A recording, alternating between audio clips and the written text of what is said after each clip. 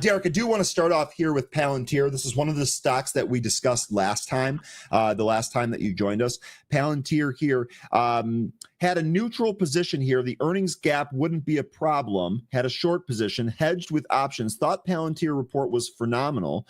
Said that he would short it if it fell back through 170. Look where we are here. We're at 170. We had actually come into this 50-day moving average, really did a good job riding that. But here we are at 170. So what's the updated plan for Palantir, ticker PLTR? Sure. So the adjustment since we spoke was when you got that like 4-day parabolic move immediately after the earnings report. And again, that earnings report was phenomenal, but I don't think it justified that move. I started shorting heavily into that. And then we really got the signal on like the 13th with the follow through on the 14th that this thing was starting to pull back. Caught that pullback all the way down to almost 140 really, really well. It turned into being a really good trade. And then the stock has stayed relatively weak. So to take a half step back, I take a top-down approach to markets. I always start at the index level before I look at individual stocks. And I got to be honest, and it's something I'm happy to talk about. I'm very bearish right now in the short run for the indexes. And I'm looking to short either one. I'm looking to short basically. There's two sets of stocks in my mind that I have an interest in shorting. Mm-hmm. One is anything that's showing relative weakness, and one is anything that's showing actually more extreme upside extension. It's kind of gone too far too fast. And believe it or not, I would actually put Palantir and also NVIDIA in a category of names that is showing some degree of relative weakness right now. When you look at the Qs, when you look at the SPYs, all-time highs, all-time highs, all-time highs. And these names are staying a little bit heavier. Obviously, they've pushed up a little bit with the market, but they're not breaking out to all-time highs. They're not really overly participating. I think if the market pulls back, these names are ripe for a bigger sell-off.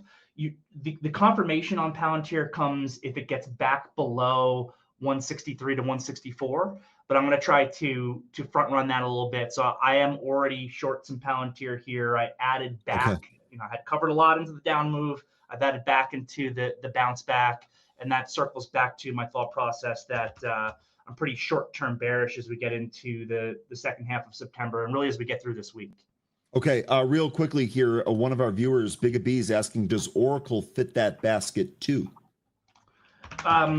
Oracle doesn't. It's relatively strong, but it's not really that extended anymore after the couple-day pullback that it had from the earnings report. I had actually shorted Oracle on the earnings day above 340. It was a pretty good trade, but that was just a day trade. I was in and out. I didn't capture the rest of the move. That Oracle earnings guidance was phenomenal, and it's why it gapped up really big. But then people started to realize that it was all based on this OpenAI contract, and who knows if that actually happens over time. But Oracle is not really one that's on my focus list. I'm interested in shorting like the Palantirs and NVIDIAs, which I view as kind of relatively weak. And I'm interested in viewing some of these other names that have just in shorting, and I already have started to short them for disclosure purposes. Some of these ones that have gotten really, really extended up. If you think about SanDisk, or you think about WDC, or you think about NDK, Seagate, STX, Seagate. STX, yep. Those names have gone on such a run here in September. We like to joke around that what is SanDisk? It's like a floppy disk company. What do they even do? That's a little bit of a joke. Obviously, this company's improved and some of this move higher is justified. But when I'm looking at, WDC, this has never been a momentum stock. It's more of a grind stock that has now just ripped this month from a low of 77.50 to pre-market high of 105 this morning. There's just extreme extension in these names right as we're getting into a spot where I think that this market is going to be giving us a pretty big pullback.